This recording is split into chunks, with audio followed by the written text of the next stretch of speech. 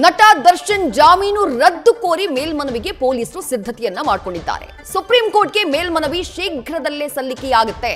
ಪೊಲೀಸರಿಂದ ಎಲ್ಲ ರೀತಿಯಾದಂತಹ ತಯಾರಿಗಳಾಗ್ತಾ ಇವೆ. ಕಳೆದ 16 ದಿನಗಳಿಂದ ಬಿಜಿಎಸ್ ಆಸ್ಪತ್ರೆಯಲ್ಲಿ ಚಿಕಿತ್ಸೆಯನ್ನ ಪಡಿತಾ ಇದ್ದಾರೆ ದರ್ಶನ್.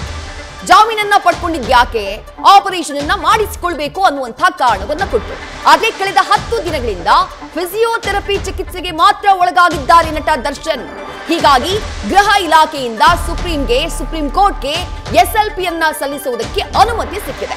ದರ್ಶನ್ ಜಾಮೀನು ರದ್ದು ಕೋರಿ ಮೇಲ್ಮನವಿ ಸಲ್ಲಿಕೆಗೆ ಸದ್ಯ ಪೊಲೀಸರು ಎಲ್ಲ ತಯಾರಿಯನ್ನ ಮಾಡಿಕೊಂಡಿದ್ದಾರೆ.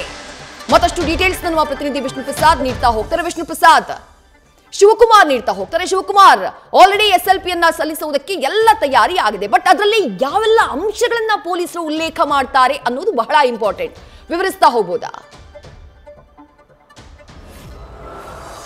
ವಿಜಯಶ್ರೀ, ನಟ ದರ್ಶನ್ ಕಳೆದ 14 ದಿನಗಳಿಂದ ಬೆಂಗಳೂರಿನ ಬಿಜಿಎಸ್ ಆಸ್ಪತ್ರೆಯಲ್ಲಿ ಚಿಕಿತ್ಸೆಗೆ ಒಳಗಾಗಿದ್ದಾರೆ. ಬಿಜಿಎಸ್ ಆಸ್ಪತ್ರೆ ವೈದ್ಯರು ನಟ ದರ್ಶನ್ಗೆ ಫಿಸಿಯೋಥೆರಪಿ ಚಿಕಿತ್ಸೆಯನ್ನು ಕೊಟ್ಟಿರುವಂಥದ್ದು. ಪ್ರಮುಖವಾಗಿ ನಟ ದರ್ಶನ್ ಬಳ್ಳಾರಿ ಜೈಲಿನಲ್ಲಿ ಇದ್ದಂಥ ಸಂದರ್ಭದಲ್ಲಿ ಹೈಕೋರ್ಟ್ ಮಧ್ಯಂತರ ಜಾಮೀನು ಆದೇಶವನ್ನು ಕೊಟ್ಟಿರುವಂಥದ್ದು. ಪ್ರಮುಖವಾಗಿ ನಟ ದರ್ಶನ್ ಬೆನ್ನುಹುರಿ ಸಮಸ್ಯೆಯಿಂದ ಬಳಲ್ತಿದ್ದಾರೆ.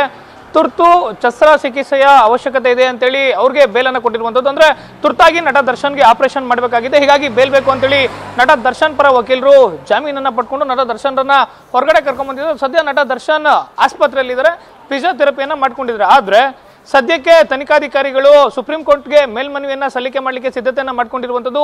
ಸ್ಪೆಷಲ್ ಲೀವ್ ಪಿಟಿಷನ್ ಅನ್ನ ಮುಂದಿನ ಸೋಮವಾರ ಅಂದ್ರೆ ನವೆಂಬರ್ 18ನೇ ತಾರೀಕು ಸುಪ್ರೀಂ ಕೋರ್ಟ್ನಲ್ಲಿ ತನಿಖಾಧಿಕಾರಿಗಳ ಪರವಾಗಿ ಸಲ್ಲಿಕೆಯನ್ನ ಮಾಡಲಿಕ್ಕೆ ಹಿರಿಯ ವಕೀಲರಾದಂತಹ ರಘುಪತಿ ಅವರು ಸಿದ್ಧತೆಯನ್ನ ಮಾಡ್ಕೊಂಡಿರುವಂಥದ್ದು.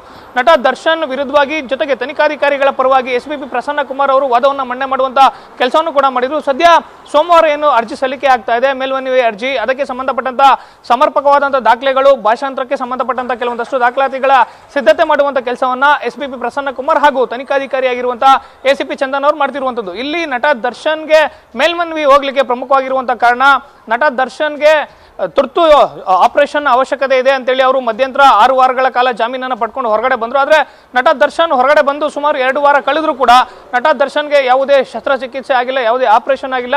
ಫಿಸಿಯೋಥೆರಪಿಯಲ್ಲಿ ನಟ ದರ್ಶನ್ ಇದರ ಅನ್ನೋ ಮಾಹಿತಿ ಸದ್ಯ ತನಿಖಾಧಿಕಾರಿಗಳ ಗಮನಕ್ಕೆ ಬಂದಿರುವಂತದ್ದು ಒಂದ್ ಕಡೆ. ಮತ್ತೊಂದ್ ಕಡೆ ಹಿಂದೆ ನಟ ದರ್ಶನ್ಗೆ ಮಧ್ಯಂತರ ಜಾಮೀನನ್ನ ಕೊಡುವಂತಹ ಸಂದರ್ಭದಲ್ಲೇ ಹೈಕೋರ್ಟ್ ಅಭಿಪ್ರಾಯವನ್ನ ವ್ಯಕ್ತಪಡಿಸಿತ್ತು.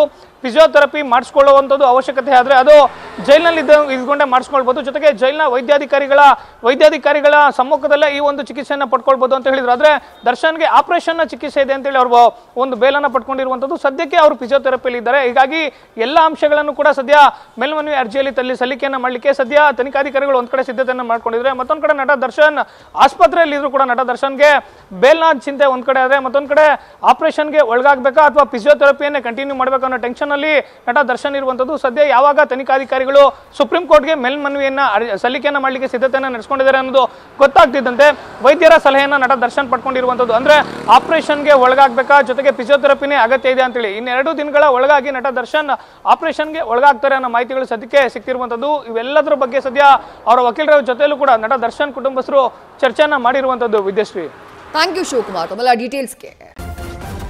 ನ್ಯೂಸ್ ಫಸ್ಟ್ ನಿರ್ಭೀತಿಯಿಂದ ನಿಮ್ಮ ಪರವಾಗಿ.